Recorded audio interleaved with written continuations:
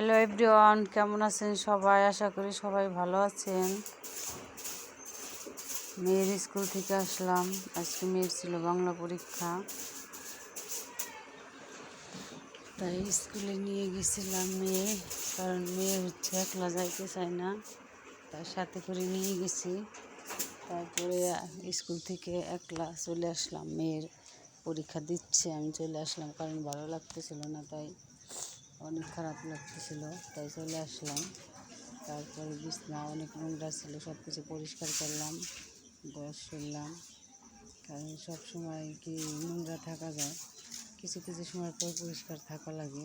তারপর হচ্ছে কি, আমার ভালো না লাগলে আমি তখন কাজ করি না, মিথ্যা কথা বলে লাভ নেই। যখন ভালো লাগে তখন কাজ করি।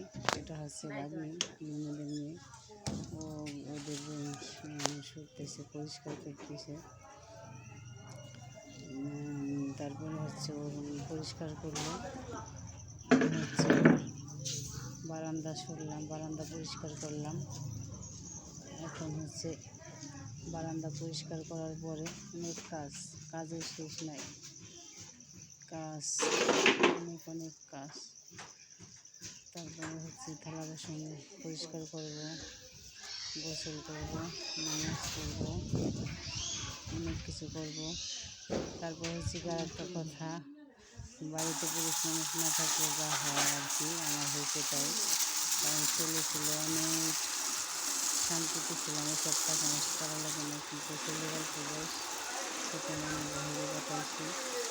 তারপরে হচ্ছে যে আমার এসব কাজ করতে হচ্ছে, কারণ বাড়িতে মিস্ত্রি আসবে কালকে, তাই হচ্ছে আমি এগুলো পানি দিচ্ছি। কারণ ছেলেদের কাজ করে, এগুলোকে আমাদের কাজ তারপরে করা লাগে, কী করবো, কোনো কিছুই করার নাই, কোনো কিছু করার ছিল না। অনেক কষ্টের জীবন, কষ্ট না করলে সুখ সকালে আসে না, তাই আমার কষ্ট করা লাগতেছে, কী করবো, কিছু করার নেই। কিছু কিছু সময় অনেক কষ্ট মনে হয়, যে প্রবাসী বউদের মতন কষ্টে আসিও না পৃথিবী। অনেক কষ্ট, অনেক দুঃখ আছে, সুখ আসে না, সুখ হয় না, কারণ টাকাই সব কিছু হয় না। আবার কিছু কিছু ক্ষেত্রে টাকাই সব কিছু হয়, কী করবো, কোনো কিছু করার নাই। দুঃখ কষ্ট নিয়ে বেঁচে থাকি, কিছু করার নাই।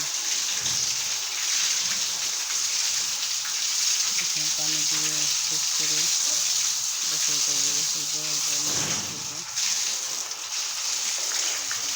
পানি দেওয়া প্রায় শেষের দিকে, আর এখন কোথাও পানি দেবো না, কারণ ভালো লাগতেছে না, অনেক খারাপ লাগতেছিল তাই।